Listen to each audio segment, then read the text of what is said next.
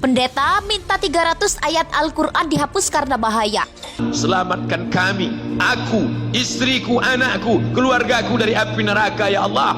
Betapa kehidupan yang singkat, tapi di tengah hidup yang singkat ini banyak yang tidak sadar, sehingga azab yang dia terima lama, berkekalan, khalidina fiha abada, kekal selama-lamanya. Bisa saja seorang berbicara, tapi dia tidak menilai dan memperhatikan perbicaraannya, mendapatkan kemurkaan Allah gara-gara perbicaraannya itu, dan masuk neraka 70 tahun.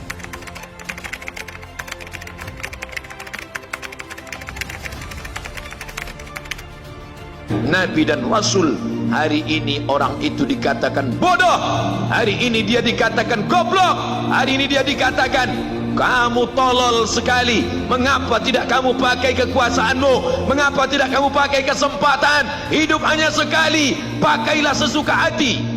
Tapi dia takut kepada Allah subhanahu wa ta'ala. Pagi dan petang dia katakan, Allahumma ajirna minan nar, Allahumma ajirna minan nar, Allahumma ajirna minan nar. Selamatkan kami, aku, istriku, anakku, keluargaku dari api neraka ya Allah. Betapa kehidupan yang singkat, tapi di tengah hidup yang singkat ini banyak yang tidak sadar, sehingga azab yang dia terima lama, berkekalan, khalidina fiha abada, kekal selama-lamanya. Kullama nadijat juluduhum, ketika kulit mereka gosong, hangus, terbakar, badalna juludan ghairaha, kami ganti dengan kulit yang baru. Hangus, gosong, terbakar, hitam, melepuh, menjadi arang, dia diganti dengan kulit yang baru. Liyadzuqul azab, supaya mereka merasakan sakitnya azab. Mereka yang melihat azab itu berteriak, Rabbana absarna, Rabbana, ya Tuhan kami, absarna, mata kami sudah melihat, wasami'na, telinga kami sudah mendengar, farji'na, kembalikan lagi kami ke dunia. Balikkan lagi kami ke dunia, kami tak tahan. Farji'na, kembalikan kami ke dunia. Na'mal salihah, kami ingin beramal saleh. Penyesalan tak lagi bermakna. Hari itu air mata tak ada gunanya. Hari itu bukan hari berdoa, hari itu bukan hari meminta, hari itu bukan hari munajat. Hari itu adalah hari pembalasan. Hadza yaumul hisab, ini hari perhitungan. Segala amal akan dituntut, segala perbuatan akan dibalas. Sebesar apapun perbuatan akan diminta pertanggungjawaban di hadapan Allah subhanahu wa ta'ala. رب كلمة يقولها قائل لا يلقي لها بالا من سخط الله تهوي به في النار 70 خريفا. Bisa saja seorang berbicara, tapi dia tidak menilai dan memperhatikan perbicaraannya, mendapatkan kemurkaan Allah gara-gara perbicaraannya itu, dan masuk neraka 70 tahun. Satu kata bisa membawa kita masuk neraka. Bagaimana kalau kita dari pagi sampai malam suka menjelekkan orang, menghina orang, gosip orang, fitnah orang, apalagi orang yang dibicarakan itu adalah ulama. Hati-hati. Ulama adalah pewaris para nabi. Kalau ada ulama yang bersalah, kita punya sikap dan kewajiban menutupi kesalahannya. Kalau tidak bisa membela, paling tidak menutupi aibnya. Allah melarang kita untuk berbicara sebelum kita memfikirkan. Bahkan ini nasihat dan wasiat Rasulullah. Bahkan itu wasiat Sayyidina Ali bin Abi Talib radhiyallahu an, "Fakkir fima taqul, fa in kana khairan faqul, wa illa faskut." Berfikirlah sebelum berbicara. Kalau itu baik, lanjutkan. Kalau tidak baik, lebih baik diam. Sebagaimana bahaya lidah, bisa satu keburukan yang kita ucapkan membawa kita masuk neraka 70 tahun. Tapi alhamdulillah sebaliknya, Allah memberikan dengan lidah yang ringan untuk bisa berzikir, amalan ibadah yang paling ringan, tapi di sisi Allah pahalanya paling besar.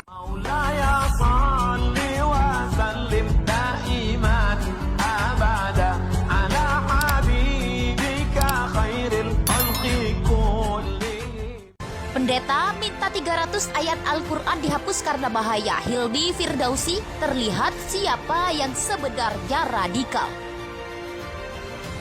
Aktivis dakwah Hilmi Firdausi menanggapi seseorang pendeta yang meminta Menteri Agama Menak Yakut Kolil Kobas untuk menghapus 300 ayat Al-Quran yang ia nilai berbahaya karena mengajarkan hidup intoleran, radikal, dan membenci orang yang berbeda agama. Hilmi Firdausi menyindir bahwa terlihat sebenarnya siapa yang radikal dan ingin merusak tatanan hidup umat beragama di Indonesia. Sebelumnya viral seorang pendeta berinisial SFD meminta agar Menak Yakut Kolil Kobas untuk menghapus 300 ayat Al-Quran. Dilansir dari Belipir Republika, berikut isi lengkap pernyataan pendeta tersebut.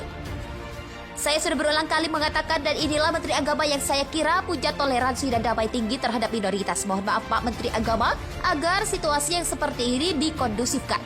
Jangan takut dengan kadrun. Bapak adalah Menteri Pemerintah Jokowi. Bapak punya banyak hal. Bapak punya tentara, pakailah tentara. Bahkan Bapak punya Banser NU seluruh Indonesia yang bisa digerakkan oleh Bapak sebagai Panglima Banser. Untuk apa takut untuk mengatakan masalah azan itu urusan Menteri Agama. Kenapa rakyat marah? Gak usah takut dan jangan mundur sedikit pun kaum kadrun. Kaum Islam Sontoloyo itu saya dukung sekali. Bahkan jangan cuma mengatur suara azan, atur juga kurikulum yang ada di madrasah sampai perguruan tinggi, karena sumber kekacauan itu dari kurikulum yang tidak benar. Bahkan kurikulum di pesantren jangan takut untuk dirombak, ganti guru-gurunya yang karena pesantren itu melahirkan kaum radikal semua. Seperti saya ini sebelumnya radikal karena saya belajar di pesantren, saya mengajar di pesantren Zaitun Indramayu, itu pusat teroris Pak. Tapi teroris yang kelas berdasi ya pesantren Zaitun. Saya gurunya dan saya mengerti. Bahkan kalau perlu 300 ayat yang menjadi hidup intoleran, hidup radikal dan membenci orang lain karena berbeda agama itu di-skip atau direvisi atau dihapuskan dari Al-Quran Indonesia. Itu sangat berbahaya sekali. Pendeta minta 300 ayat Al-Quran dihapus karena bahaya. Hilmi Firdausi terlihat siapa yang sebenarnya radikal. Aktivis dakwah Hilmi Firdausi menanggapi seseorang pendeta yang meminta Menteri Agama Menak Yakut Kolil Kobas untuk menghapus 300 ayat Al-Quran yang ia nilai berbahaya karena mengajarkan hidup intoleran, radikal, dan membenci orang yang berbeda agama. Hilmi Firdausi menyindir bahwa terlihat sebenarnya siapa yang radikal dan ingin merusak tatanan hidup umat beragama di Indonesia. Sebelumnya viral seorang pendeta berinisial SFD meminta agar Menak Yakut Kolil Kobas untuk menghapus 300 ayat Al-Quran. Dilansir dari Belipir Republika, berikut isi lengkap pernyataan pendeta tersebut.